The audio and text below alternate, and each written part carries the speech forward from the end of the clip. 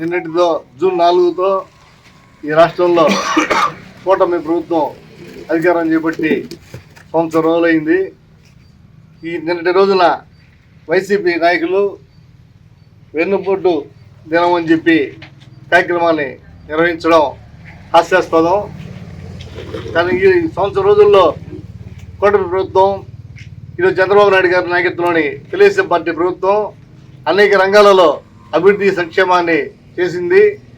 ఈరోజు వైసీపీ నాయకులకు తెలుగుదేశం పార్టీని వెన్నుపోటు అని చెప్పి విద్రోహ దినం అని చెప్పి మాట్లాడేటువంటి అర్హత లేదని తెలియజేసుకుంటున్నాం. ముఖ్యంగా జగన్మోహన్ రెడ్డి తల్లికి చెల్లికి వెన్నుపోటు పొడిచి చంద్రబాబు నాయుడు గారిని ఈరోజు విమర్శించడం హాస్యాస్పదం అని చెప్పి కూడా తెలియజేసుకుంటున్నా.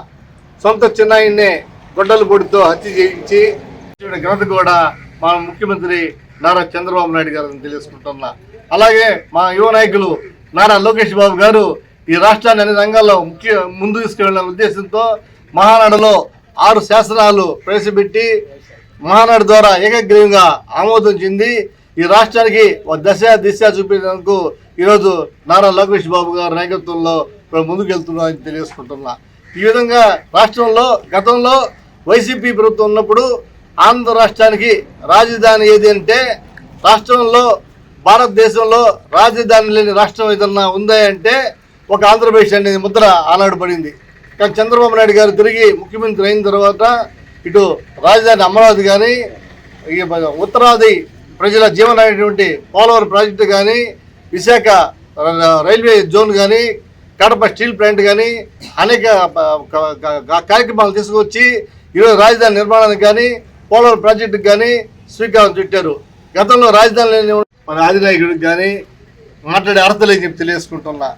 చంద్రబాబు నాయుడు గారు వెన్నుపోటు రాజకీయాలు చేస్తే ఈ రాష్ట్రంలో 4 సార్లు ముఖ్యమంత్రి అయ్యేవాళ్ళ ప్రజలు చేసేవాళ్ళ అని చెప్పి కూడా నేను ప్రశ్నిస్తున్నా. ఈరోజు సంవత్సరం రోజుల్లో అప్పుల్లో ఉన్న రాష్ట్రాన్ని కూడా చంద్రబాబు నాయుడు గారు సూపర్ 6 పథకాల ద్వారా అనేక సంక్షేమ కార్యక్రమాలను అభివృద్ధిని సంక్షేమాన్ని దృష్టిలో ఉంచుకొని ఈ రాష్ట్రాన్ని అన్ని రంగాల్లో కూడా ముందుకు తీసుకెళ్తున్నారు. గతంలో 200 ఉన్న పెన్షన్ని 2000 చేసిన ఘనత నారా చంద్రబాబు నాయుడు గారిది. 2000 ఉన్న పెన్షన్ని 4000 చేసినటువంటి ఘనత కూడా మన ముఖ్యమంత్రి నారా చంద్రబాబు నాయుడు గారిని తెలుసుకుంటున్నా. ఈరోజు సూపర్ 6 పథకాల్లో ఈరోజు అప్పుల్లో ఉన్న రాష్ట్రంలో కూడా చాలా పథకాలను అమలు చేశారు. ముఖ్యంగా అన్నా క్యాంటీన్లు అయితేనేమి, 4000 పెన్షన్లు అయితేనేమి, 3 గ్యాస్ సిలిండర్లు అయితేనేమి, అనేక రకాల కార్యక్రమాలని ఈరోజు చంద్రబాబు నాయుడు గారు అమలు చేశారు. ఈ రాష్ట్రానికి ఈ సంవత్సరం రోజుల్లో 10 లక్షల కోట్లతో ముఖ్యమంత్రి చంద్రబాబు నాయుడు గారు తెలియజేసుకుంటున్నా. ఈ విధంగా ఇన్ని సంక్షేమ కార్యక్రమాలు చేస్తుంటే విద్రోహ దినం అని చెప్పి వెన్నుపోటు దినం అని చెప్పి చేసే అర్హత వైసీపీ నాయకులకి ఎవరిచ్చారని చెప్పి మేము ప్రశ్నిస్తున్నాం. మీరు చేసిన పరిపాలనకు వెన్నుపోటు రాజకీయాలకు సంక్షేమ రాజకీయాలకు ప్రతిపక్ష హోదా లేకుండా 11 స్థానాలకే పరిమితం చేశారని చెప్పి కూడా మేము తెలియజేసుకుంటున్నాం. ఇకపోతే ఉదయగిరి నియోజకవర్గంలో మా శాసనసభ్యులు కాకల సురేష్ గారు ఈ ఒక్క సంవత్సరంలోనే దాదాపు 150 కోట్ల రూపాయలతో ఉదయగిరి అభివృద్ధికి అనేక రకాల నిధులు తీసుకొచ్చారని ఘనత కూడా మా స్థానిక శాసనసభ్యులు కాకల సురేష్ గారికి దక్కుతుందని తెలియజేసుకుంటున్నా.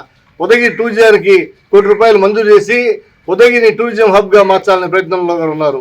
అలాగే గండిపాలెం చెంచురామ సాగర్ కూడా నిధులు మంజూరు చేయించి తీసుకొస్తున్నారు. ప్రతి గ్రామాలకు కూడా సిమెంట్ రోడ్లు వేసినటువంటి ఘనత కూడా మా ఎమ్మెల్యే గారు కాకల సురేష్ గారిది. అలాగే గోకులం షెడ్లు ప్రతి మండలానికి అనేక గ్రామాల్లో ఈరోజు గోకులం షెడ్లు నిర్మించడం జరిగింది.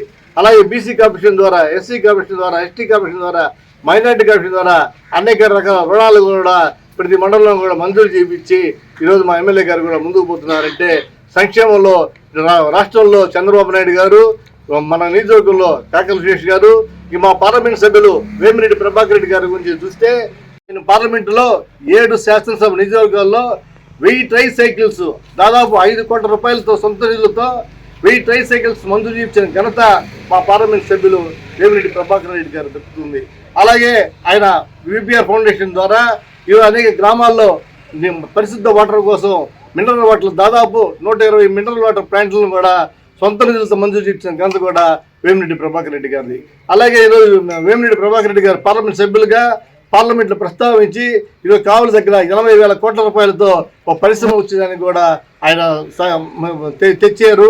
ఆ ఘనత కూడా మన పార్లమెంట్ సభ్యులు వేమిరెడ్డి ప్రభాకర్ రెడ్డి గారిది. ఈ విధంగా మా ముఖ్యమంత్రి చంద్రబాబు నాయుడు గారు కావచ్చు, మా ఎమ్మెల్యే స్థానిక ఎమ్మెల్యే కాకల సురేష్ గారు కావచ్చు, మా పార్లమెంట్ సభ్యులు వేమిరెడ్డి ప్రభాకర్ రెడ్డి గారు కావచ్చు, ఈ గత ఒక్క సంవత్సరంలోనే ఇన్ని రకాల నిధులు తీసుకొచ్చారు. గతంలో పార్లమెంట్ సభ్యులంటే ఏం చేస్తారో తెలీదు, ఎక్కడ ఉంటారో తెలీదు, ఏమి ఇస్తారో కూడా తెలియదు. అలాగే గత శాసనసభ్యులు కూడా ఈ ప్రాంతం అభివృద్ధికి పూర్తిగా కక్కనబద్దులై పనిచేసినటువంటి దాఖలాలు లేవు.